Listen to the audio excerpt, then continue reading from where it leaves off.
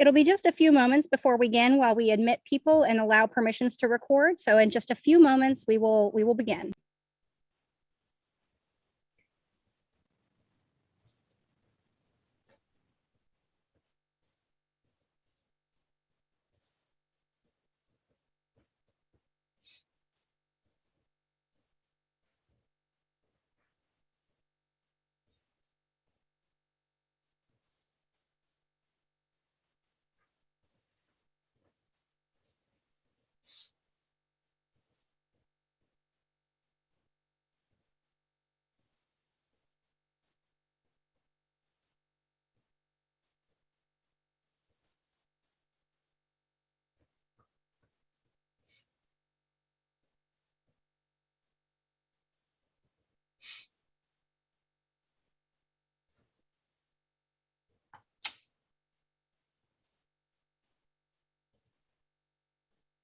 Okay, I believe all appropriate permissions have been granted. I will turn it over to you, Dr. Vanderhoff. Well, thank you very much. Good afternoon. I am Dr. Bruce Vanderhoff, Director of the Ohio Department of Health, and I want to thank all of you for joining us again this afternoon. Unfortunately, we're continuing to see our Delta wave drive COVID-19 cases ever higher, with now more than 5,000 new cases reported just yesterday, a high we saw last in January. And that's been on top of many days with numbers in the 3,000s and 4,000s. Those figures are about 10 times the numbers we saw just a month ago. And as we shared yesterday, our cases per 100,000 averaged over 2 weeks now sit at well over 300. And remember, we were all the way down around 17 in early July and at around 50 just 1 month ago. That means we're seeing new cases at a rate similar to what we saw this past January and February. It's important for us to look back and think about how we were living in January and February. And as we think ahead to the future, how important it is for us to take steps to avoid these repeated waves of COVID-19 that place lives at risk and crowd our hospital beds. Now, of real concern is that our hospitals are busier than ever. The Ohio Hospital Association reports that statewide, about 1 in 10 patients in our hospitals are there with COVID-19, and about 1 out of 6 patients in the ICU is battling COVID-19. Somewhat alarmingly to me is that we're seeing younger adults right alongside older age groups. Now, some of that undoubtedly reflects the very good protection afforded by our vaccines to those who are 70 plus and are highly vaccinated. We've been keeping an eye on the trends, and I'm going to share a graph with you right now that I think helps us visualize what's occurring over time. As you can see from the graph, in early July, our hospitalizations and ICU admissions were relatively stable, even decreasing slightly, with the number of patients admitted with COVID-19 hovering in the 200s, varying from 60 to 70 patients in the ICU and about 40 to 50 COVID patients on ventilators. Later in July, we began to see a real increase in hospitalizations. And as August has progressed, this increase has gotten much sharper, moving upward with a very steep incline. Although not quite as dramatic on the chart, we've also been seeing increases in our ICU admissions. And if you pull out a specific day, take July 9th, for example. On that date, we had 200 people in the hospital with COVID across the state. Yesterday, we had more than 2,000. That's 10 times the amount we saw just 7 weeks ago. On July 9th, there were 56 Ohioans in the ICU with COVID, and yesterday, 620. That's an increase of more than 10 times. And on July 9th, we had just 44 Ohioans on ventilators, while yesterday, 365. These are troubling facts that really have us and our hospitals very concerned. And sadly, it continues to be true that unvaccinated Ohioans are by far and away the COVID-19 patients who are filling our hospital beds. Also, now with Delta, we're seeing people of all ages get sicker quicker and requiring hospital care. Now, vaccinations are clearly our best protection. And by nearly everyone's calculation, they're our best way of ultimately declawing this virus. They're also our safest and most reliable means of alleviating future pressure on Ohio's hospitals. And while we're seeing improvement in our vaccination rates, we certainly don't have enough vaccinated or infection-based immunity yet to have these repeated variant waves under control. That said, we have crossed the 60% vaccination threshold for those 12 and older in Ohio earlier this week, and that is an outstanding and important milestone. It's important to highlight that vaccination rates among those 12 and older, not just vaccination rates for adults, are important, particularly as we continue to reinforce the importance of keeping our children in school for in-person learning as much as possible and protecting everyone eligible for vaccination from this terrible virus. Now, as more Ohioans gain robust immunity through vaccination, what we're doing is reducing the opportunities for this virus to spread, mutate, and inflict serious medical harm. And we get closer to the day when this virus can no longer upend our lives.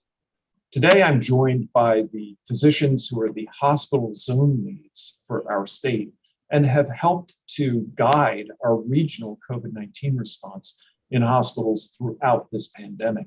First, representing the most southern portion of our state is Dr. Rick Lofgren, President and CEO of UC Health. Dr. Lofgren, can you tell me a little more about what hospitals in your zone are seeing at this time? Thank you, Bruce. I would really just echo what you said about the state in general. We are seeing a decisive surge that started in the middle part of July. When you look at the trajectory about the rate of growth of the number of new cases that are requiring hospitalization, it parallels what we saw in the fall when we had the largest surge. To put in perspective, in the greater Cincinnati area, in the June and into early July, we were seeing about 40 to 50 people hospitalized in our region with COVID-19. Today, we have 363 people hospitalized and 118 of those in the ICUs. So this has been the same dramatic change that we've seen before. And obviously, we are reactivating all of the things that we've learned along the way over the last 18 months to prepare for the surge. That one of the things I would say is that the big surge that we saw in December and January in the greater Cincinnati area peaked around 800. That really did stretch our healthcare delivery system. Didn't quite break, but we definitely saw the push. I think what we're seeing now is the same sort of upsurge. We are concerned that we're pleased that we've learned a lot. We know how to are more effective in treating. The supplies that we have from PPE appear to be fine. We actually think we have adequate beds and we keep track of the ventilators. I can tell you, and you'll hear throughout the state, the issue is that we don't have and concerned about having adequate number of staff to take care of the patients if the surge continues.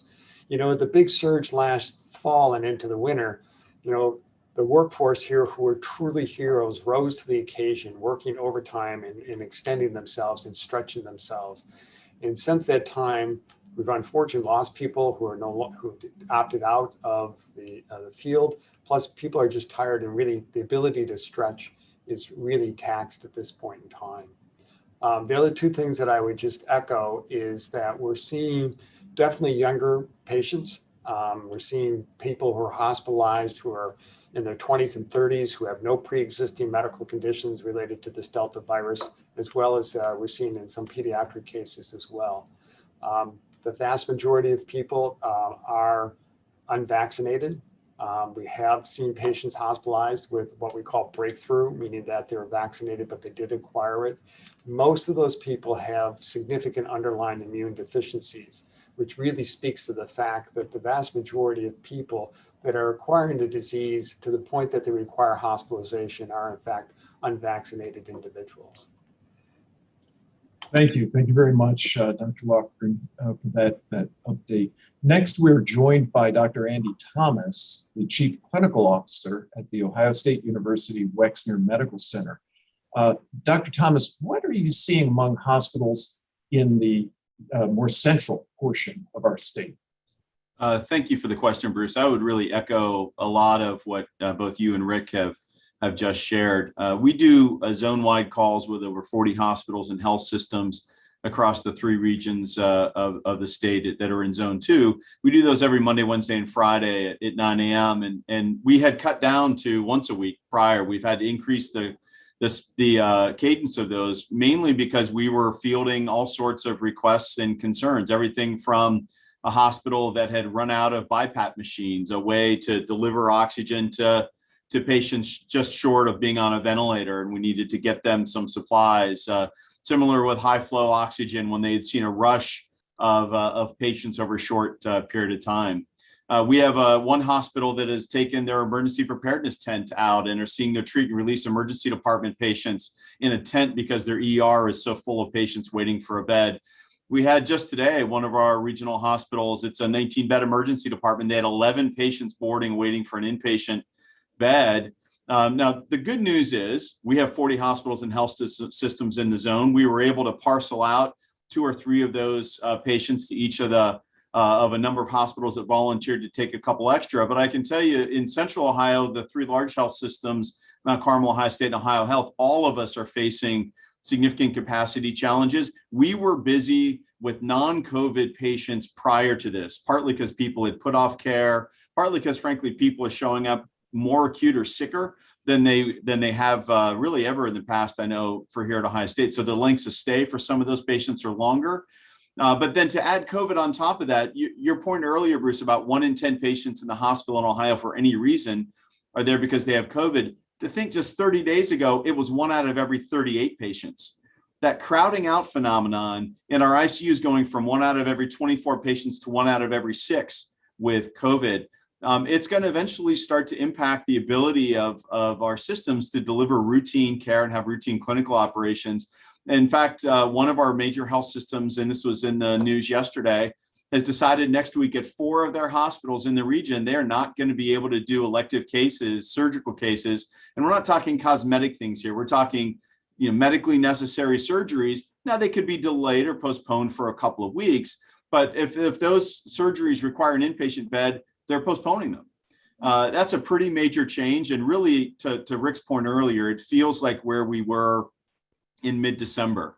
It feels like where we hear hospitals in Florida have been, say, over the past 4 to 6 weeks, hospitals in other states. So it's quite concerning. Now we have great partnerships. We're all collaborating and working well together.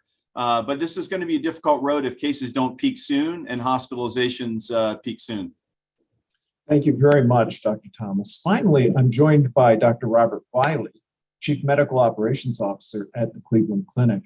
Dr. Wiley, what are you seeing and hearing from hospitals in the northern portion of our state?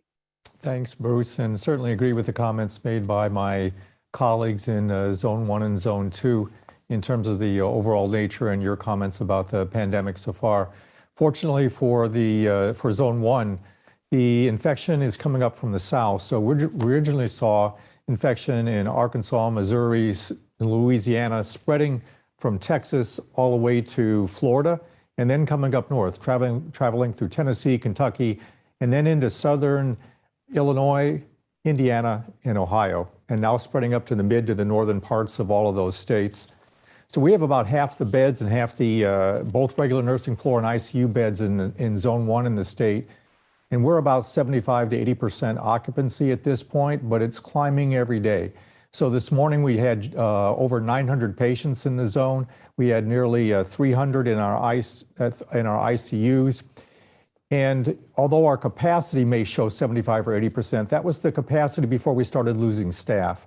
So one of the things that's happened is that we all started losing staff as people started to wither a little bit under the tedium of a year and a half of infection and dealing with these very, very sick patients in the ICU and watching fatalities at a fairly rapid rate compared to our usual number of patients in the hospital.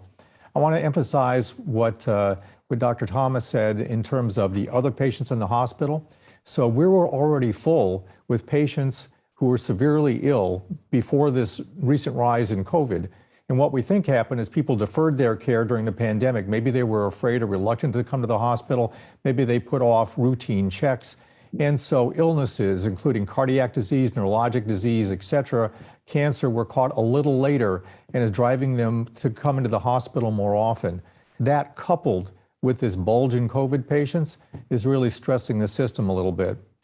In terms of what we're looking at, as best we can tell, we had a peak before in the wintertime of about 5,100 patients in Ohio. We are hoping this peaks out about 3,000, but that's only a guess, as our models are only a guess of what's going to happen. It could be more than that, like Florida, which is actually a little bit more vaccinated than Ohio. We have 5 hospitals actually in Florida with nearly 1,000 beds. They are all under severe strain right now. So we're very attuned to what might happen. We would like everybody to do whatever they can to get vaccinated, but also follow the routine things that we've been talking about before. That's wear a mask, try to keep socially distant, and protect our kids in school by getting vaccinated so we prevent transmission not only from parents to kids, but if kids do become infected, back to parents again so that they're in our hospital. So I'll turn it back to you, Bruce. Well, thank you again, Dr. Wiley. Well, I think it's clear from what my colleagues have shared that our hospitalizations today are at levels that are quite concerning, and they're increasing at a troubling rate. Now, we need to all do our very best to prevent the spread of COVID-19, in part to allow our hospitals to be in a good position to continue to provide the necessary care that so many Ohioans need. And that includes a variety of other diagnoses beyond COVID, things like stroke or dealing with car accidents, cancer care, and more. Now, given how busy our hospitals are, I want to make sure that people understand that we have quite a bit of COVID-19 testing capabilities beyond what's available through our hospitals. So if your symptoms of COVID-19 are of a mild to moderate nature, and you're really looking to confirm your diagnosis rather than seeking medical advice, testing is available statewide outside our hospitals and emergency rooms. In addition to being able to get a test at many of our pharmacies or other non-hospital providers, we've also partnered with many libraries and local health departments where you can pick up a free rapid test known as Binax Now, which is proctored remotely from the comfort of your home. So you're not having to do that test without some guidance and support. Keep in mind, demand for testing is high, so please call ahead to make sure a test is available wherever you're going to get tested. Now, COVID-19 hospitalizations are also largely occurring among the unvaccinated. And we as Ohioans can really help relieve the pressure on our hospitals, especially over the long term, by choosing to be vaccinated. COVID-19 vaccines remain our very best protection and our best way out of this pandemic. So if you haven't been vaccinated yet, please talk to your doctor or other trusted health professional to get the facts. And now I think we can take questions. Alicia? Yes, thank you, Dr. Vanderhoff. Our first question today is from Andy Chow with Ohio Public Radio and Television. Hi, everyone. Hi. This question, Dr. Vanderhoff, this is for you. And you just mentioned this, there's a wide availability of these at-home tests now, where people can get it, find out if they test positive or not. I was wondering if, when we see these daily case numbers, those are case numbers that are reported into local health departments. Do you think that's an accurate reflection of just how many cases there are in Ohio, given that somebody might just take an at-home test positive, and then just stay home without reporting that case anywhere? Yeah, actually, I do. And it's a wonderful question, Andy. Thank you for asking it. These tests that we now have available that early in the pandemic were a technology and a capability that we simply didn't have the way we do now, are ones that allow us to capture those results very reliably. As I mentioned, these are proctored tests. So in order for the test to be completed, people are working online with a professional who then is able to help us assure that those results get recorded. So more of our continued effort to take advantage of convenience and technology to assure that testing is completed in a timely way and in an accessible way. Thank you, Dr. Vanderhoff. Our next question comes from Jim Province with The Blade. Hello. I appreciate your taking our questions again, and this is for you, Dr. Vanderhoff, as well as your colleagues. You've been holding these briefings 1 or 2 times a week, and yet the numbers are still getting worse. Personally, as a doctor, how do you usually react when a patient refuses to take your advice? Well, that's also a very good question. And I think my colleagues all have had similar experiences in terms of how we help people along the journey of understanding either their illness or understanding the situation that they face. And knowledge really is power. And the way that I've really viewed our efforts has been to help the people of Ohio understand exactly what's happening, to understand the accurate information about the testing and treatment that is available, and especially about the importance of how they can keep themselves and their families safe, particularly through the power of our vaccines.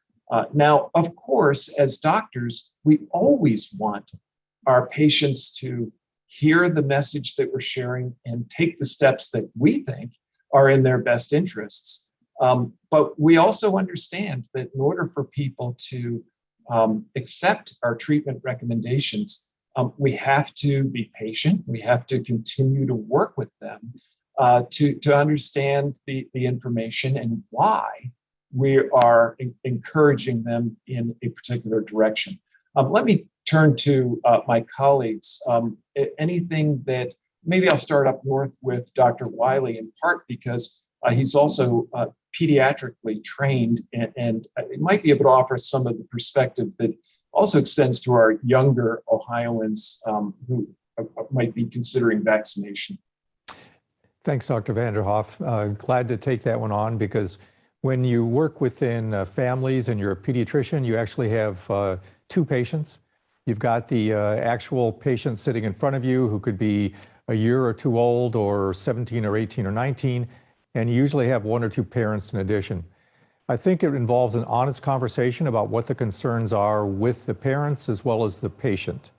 And there are many concerns out there. There's a lot of misinformation. You can't really just be shrugged off and saying that's inaccurate. You really have to understand, you have to listen, and then you have to explain the relative risks of being vaccinated versus not vaccinated, and what the chances are of getting sick with COVID are, and what it means to be sick with COVID. Not only in the acute phase, but also with the 25% or so of patients who develop symptoms that last over the long term that have to be managed. And I think as you explain this and have conversation and take the time, that's when I think you can start to make a difference in terms of the perceptions.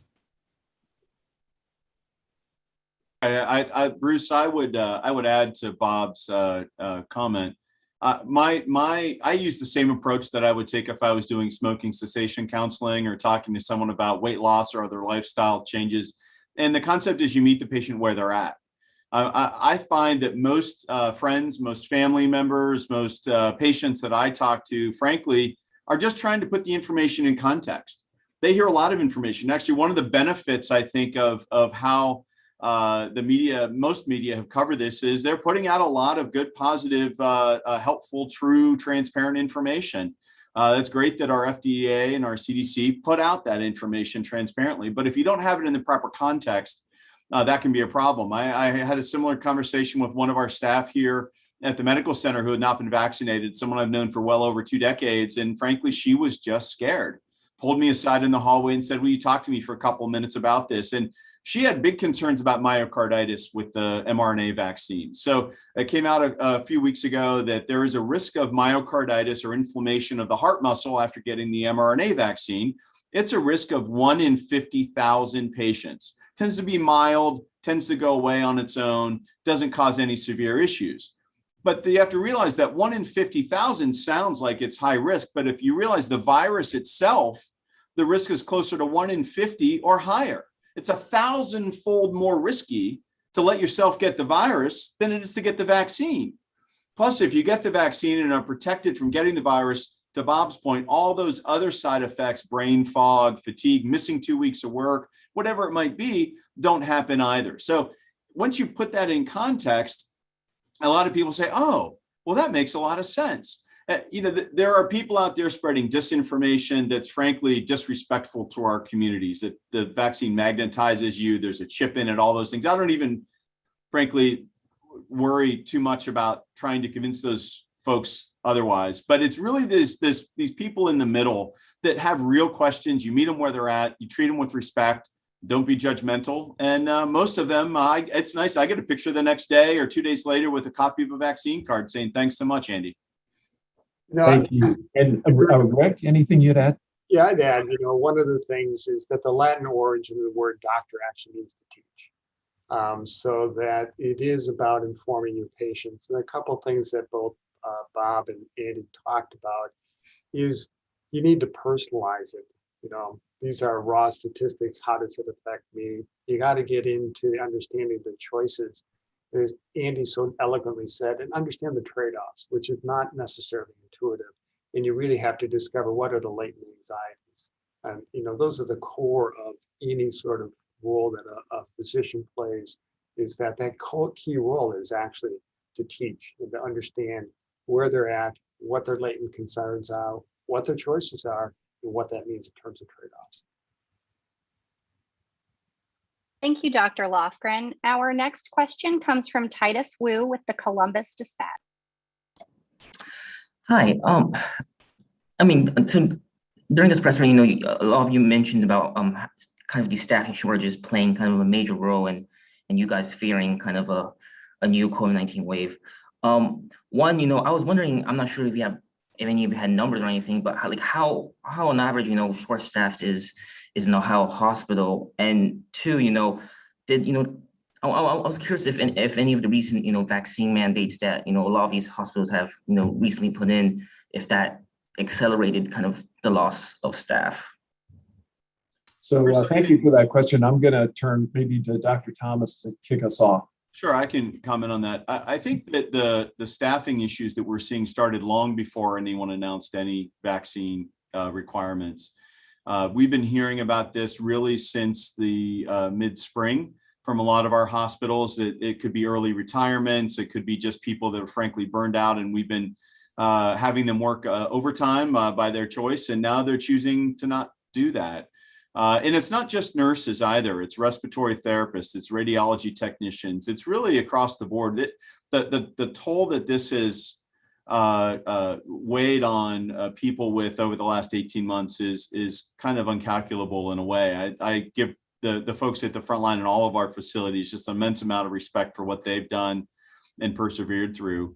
So frankly, I believe all hospitals that I know of, at least in my zone, that have put in a vaccine requirement also have exemptions in place for medical issues, religious issues, or certainly many even have for just kind of personally held beliefs. So I'm not aware of at least anyone at my organization yet who has quit their job because of this. It's really more, we don't have the elasticity of extra people and extra hours to expand our beds further as we hear about these numbers of increased hospitalizations.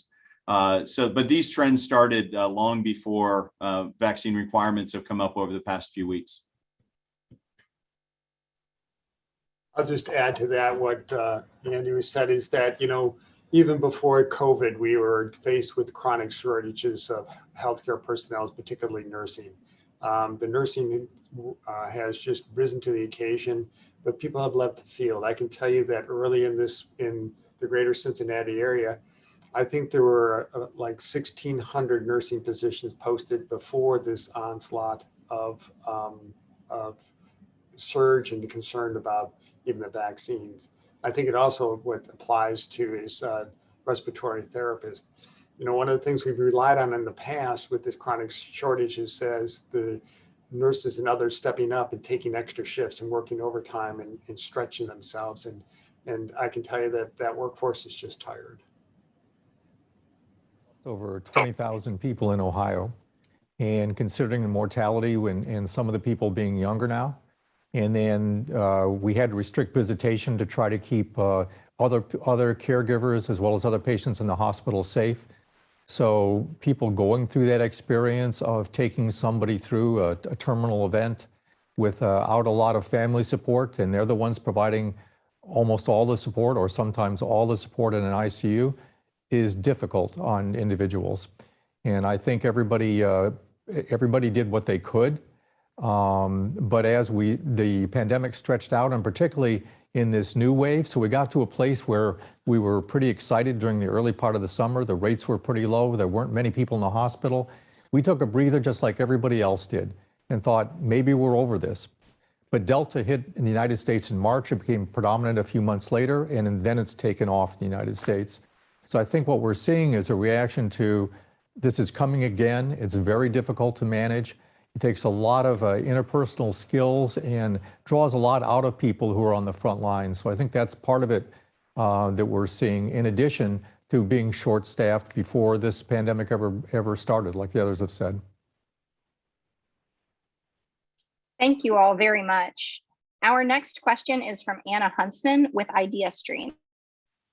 Hi there. Thanks everyone for doing this call. My question is specifically for Dr. Wiley because, we're here in the Cleveland area. So I kind of wanted to, you were talking about there's capacity, but these staffing shortages.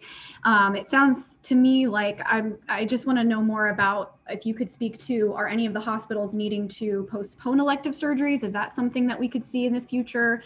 Are you lacking equipment? And kind of the second part of this is, do you feel like the northern region will follow suit of what Columbus hospitals are experiencing right now in that regard? So I'll answer the second part first. So we have plenty of protective equipment. We have plenty of ventilators. Those have accumulated, over the last year and a half. We were short in the beginning, but I think all of us have plenty of that equipment now. In terms of looking at what's going to happen, it's been very difficult to predict throughout this pandemic. So we've seen 4 or 5 surges, depending on how you look at it. I'm not sure we have a good handle on how the virus acts. We see a rapid upswing, a plateau, and then a rapid drop.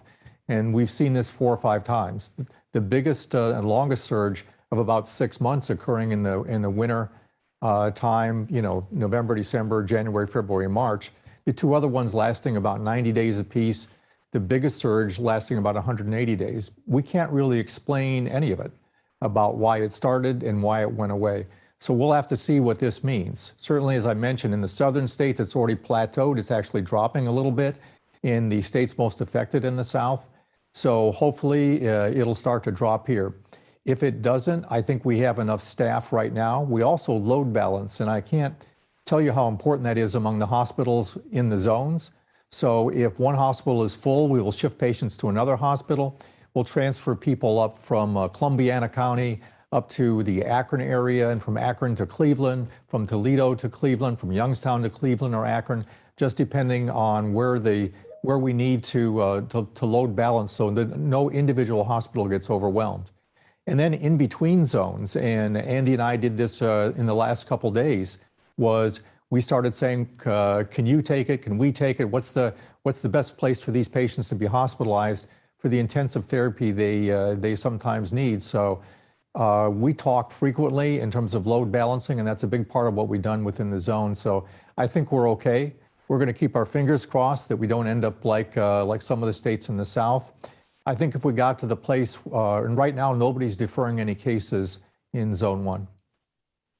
So this is Bruce Vanderhoff. One of the things I would add is to just highlight how advantaged Ohio is by the dialogue that occurs on a routine basis between hospitals all across the state, as well as the coordination and infrastructure that is built into our regional and zone structures. They really do allow us on a day-to-day basis to have our hospitals working collaboratively for the good of our patients and the good of the people of the state to assure that our beds are being utilized in the most effective and efficient way. And it's a real asset that Ohio has that many other states lack. Thank you very much, Dr. Vanderhoff and Dr. Wiley. Our next question is from Laura Hancock with Cleveland.com. I was wondering, we're seeing reports out of Texas where they're having to train to nearby states because the and I'm wondering, in particular, in Southern Ohio, are we from maybe like Kentucky or, other places, Indiana, are saying, we're overwhelmed, we need Ohio to help us. And at what point does Ohio take some capacity for our own people? Yeah, you were cutting in and out, so I think I understood the question, and I'll answer accordingly. But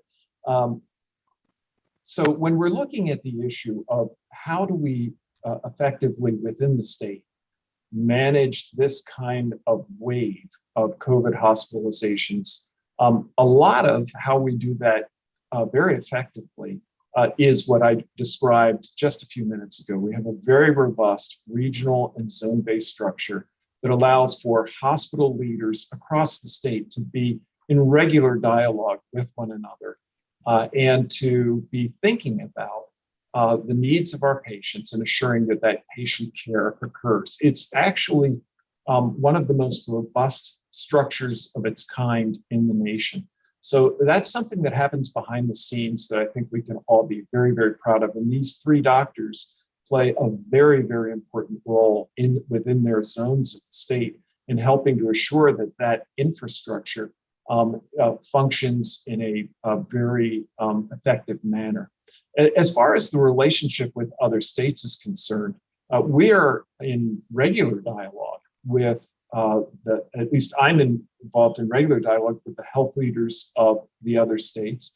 And we have been talking about their needs and their challenges. The challenges, for the most part, that I've heard really relate to this staffing challenge as opposed to physical beds or equipment needs.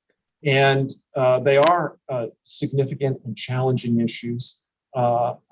And there have been, I know, times where patients have been admitted across the lines of our states, and our hospitals have been historically, even before COVID, very good about receiving patients from other states who are in need of care. But in terms of some of the specifics around that, I'll defer to these three physicians who are much more aware of the day-to-day events related to that kind of transfer. Yeah, Bruce, I'll start. It was 2 weeks ago today when I got my first call from an emergency management person in Texas. The four of us on this call all spoke that day, and pretty much they wanted to fly individual patients here in fixed-wing airplanes because they were out of beds and had used up all of the capacity in their adjoining states, Louisiana, Oklahoma, et cetera. And unfortunately, we knew this train was coming down the tracks and made the decision to not engage in that discussion to transfer patients from Texas here. I think others on the call have gotten calls from other states as well. I can tell you at Ohio State, starting about a little over a week ago, We've stopped taking transfers from out of state unless the patient is an Ohio resident or an established patient of the medical center here at our James Cancer Hospital, or a transplant patient, et cetera. If they're an Ohio resident, we'll take them from anywhere. But unfortunately, we get a lot of referrals from hospitals in West Virginia and Kentucky. And we've had to ask those doctors to call the hospitals in their state, because we feel we have a commitment to those hospitals, those providers, and certainly most of all those patients in those communities in our zone that are going to need that hospital capacity that's in short supply here in Central Ohio. So it's a very, very difficult decision to make, but one that we feel we had to make at this time. I might add is, and your question was actually in Southern Ohio in particular. I'm going to echo what Dr. Vanderhoff said, is that the fact that the state took the initiative to divide it into the 3 zones and make sure that there's ongoing collaboration between the facilities has been outstanding, and really even the collaboration across the entire healthcare system, including congregate living and nursing homes and public health. And it is unique, and I think it has served us extremely well so that we actually can optimize the resources and provide the best care to Ohioans. Being in Southwest Ohio, of course, we also do collaboration with the tri-state, meaning in our immediate area of Kentucky and Indiana, and make sure that we're working as a region as well as through the state. But just anecdotally to follow up what Andy said, really we do hear what's happening in the southern states of Louisiana, Alabama, Texas, who are truly just overwhelmed. We're extremely busy, but we just recently got a phone call from a request to transfer a patient from Alabama with requiring emergency surgery on their aorta, because they couldn't find anybody from there to actually take the patient. And frankly, we are at capacity that we weren't able to accommodate it. So, these are the things that we're trying to avoid. So it's a reason to get vaccinated again, is to try to reduce this load and this burden we're talking about. In terms of the Cleveland Clinic, we sent doctors and nurses to New York and to Detroit when they were overwhelmed early on in the pandemic. We are very cognizant of the needs of the patients we care for in Ohio. We certainly, if we can provide service that nobody else can or typically provide, like somebody who's had COVID and needs a lung transplant and they've recovered from their COVID, because we're the highest volume transplant center in the United States, we'll try to make special accommodations for those. But we're all trying to manage in terms of what we're doing now. So we'll do what we can. We try to help out. We give consultation. We do telemedicine visits with people in terms of trying to help them in their ICUs. And we'll help whatever way we can. But we're all Ohio based. And certainly cooperation. And we know we have to load balance within the state so that we can treat everybody who needs to be treated within the state of Ohio. Thank you, doctors. Our next question comes from Jess Harden with Mahoning Med. Hi, thanks for taking our questions today. My question is for Dr. Vanderhoff, or anyone who wants to weigh in on this. Senate Bill 22 limits Governor DeWine from reissuing a health order until 60 days after the previous one was terminated or expired. And he terminated Ohio's state of emergency on June 18th. 60 days after that is August 17th. And given this Delta surge that is approaching the crisis seen this winter, the worst of the emergency so far, would you recommend such an order to Governor DeWine? Well, I think that my role is to provide good medical guidance and medical advice, to share information, not just with the governor, but with the legislature. And we work very hard to do that. The bottom line for all of us as Ohioans, though, is that regardless of whether there's an order or no order, the steps that we need to take to beat this pandemic are very clear, and ones that ultimately rest with us. There are ultimately decisions that require us to take a personal action and accept personal stake in what's happening. You've heard us talk now repeatedly in today's press conference, as I have in other press conferences, about the importance of vaccination. vaccination is clearly making a difference. If we just reflect on the fact that I shared, that nearly all of our hospitalizations are occurring among the unvaccinated, it really provides a very clear illustration of the truth of what we as physicians have been speaking to in terms of the importance of every Ohioan considering getting a vaccine. And for those who can't be vaccinated, or when we are entering into environments where the risk of spread of the virus may be very high, layering on those other protective measures that served us well in our previous surges, masking, distancing, being mindful of hand hygiene and ventilation, all become very important and are personal decisions and responsibilities. So, you know, at the end of the day, I think that we can get a little distracted by wondering about, you know, a piece of legislation or a particular governmental action from what is really most fundamental. And that is that each of us as Ohioans has to think about our role in addressing this pandemic and take the steps that are available to us to keep our friends, our families, ourselves, our coworkers safe and to get this thing behind us. I understand that the message remains the same regardless of whether or not there is an order, but that doesn't appear to be working. Well, actually, I think that we're making real progress. If you look across the world, the Delta variant has had a huge impact on various different countries. And the one differentiator that really seems to separate those communities at greatest risk from those communities at lesser risk is rate of vaccination. And as I shared before, we're making progress on vaccines. Now, would I like to see higher vaccination levels? Of course. And we're going to continue to work as medical professionals and as the state of Ohio to help get those vaccine rates higher and higher. But clearly, what makes the most difference to a population, whether it is a country or a state or a county, is what the vaccination level is. And places with high vaccine levels do much better than places that have low vaccine levels. So that really needs to be our focus.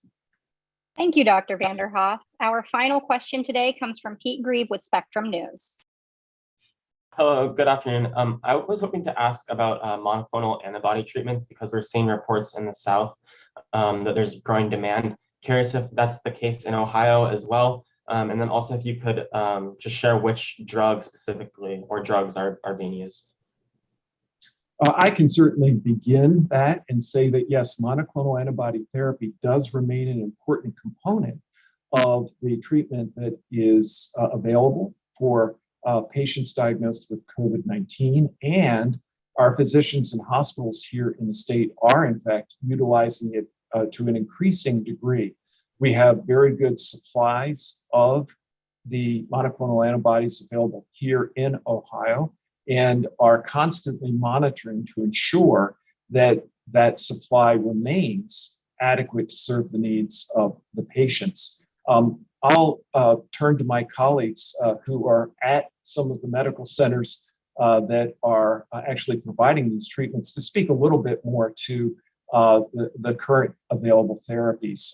Maybe I'll start up north with Dr. Wiley, and then we can kind of move through Drs. Thomas's and Lofgren. Dr. Wiley?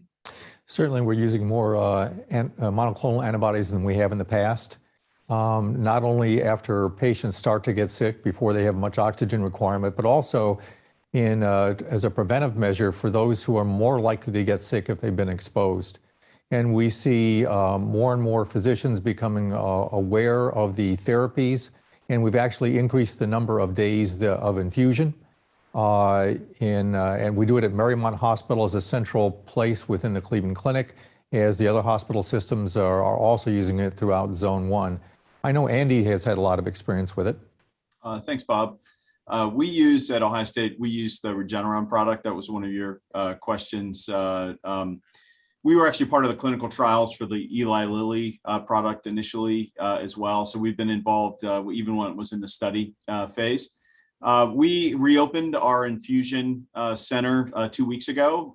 We did more in the first 2 weeks of August than we had done in the previous 4 months because the numbers had gotten so low of individuals that needed the infusion. So it's been a great effort. We're now infusing 7 days a week. We infuse at a center at OSU East Hospital in our ambulatory care center. It's a great collaborative effort between our physicians, our pharmacists, our nursing staff.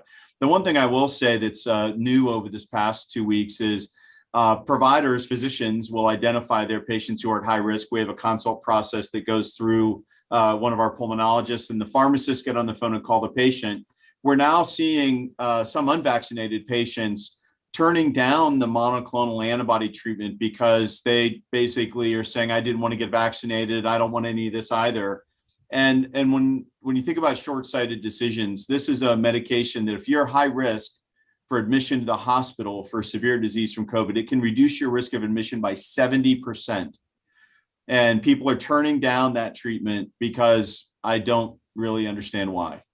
Anything that we can do to make sure people understand, if your doctor tells you that this is beneficial for you to keep you out of the hospital, it is worthwhile doing. It's a simple single infusion.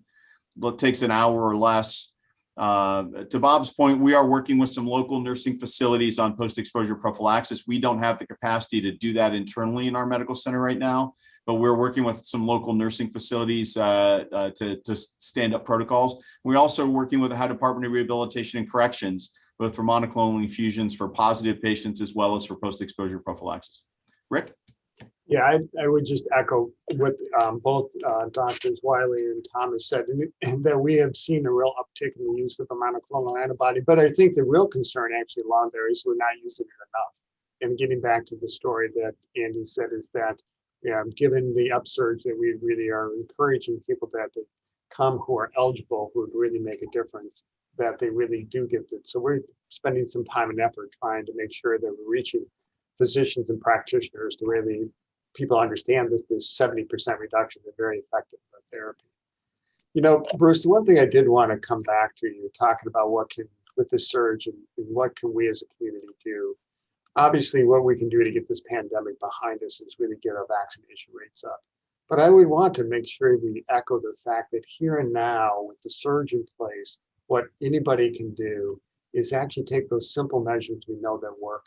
And that's returning to wearing a mask indoors.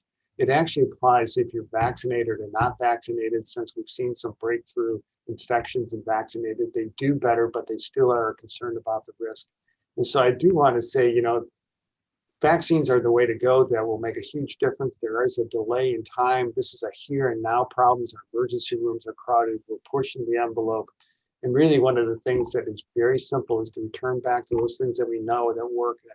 Stay, the social distancing, wearing a simple mask in indoor events really can make a big difference in helping our workforce today. Yeah, Bruce, if I could add to Rick's comment about face masking, I think when you look at the rural areas of Zone 2, which are regions 7 and 8, we talked about 1 in 10 patients in the hospital for any reason have COVID, 1 in 6 in the ICU. In the rural areas of Zone 2, 1 out of every 3 patients in an ICU in those areas have COVID, and 1 out of every 2 patients on the ventilator have COVID. So I think specifically, those are areas that at different times have been very much spared from the pandemic. That's not the case now. We're seeing the same upward trends in COVID cases, COVID hospitalizations, ICU stays in the rural parts of our zone. And I think when we think about K through 12 schools going back and the gasoline that could add to the fire of this increase in cases, I think getting more schools to understand we already saw our first school district close for a couple of weeks down in Southern Ohio this week because of the increase in cases just a week or 2 into school starting. So I think that for parents out there, I'm not the pediatrician here, Bob can comment, but for parents out there, I know I send my 13-year-old to school every day, and luckily his school has adopted full masking K through 12. But I think that's the only safe way to keep your child safe in this environment with the Delta variant. Thank you, doctors. That was our final question for the day. Dr. Vanderhoff, I'll turn it over to you if you have any closing remarks you'd like to share.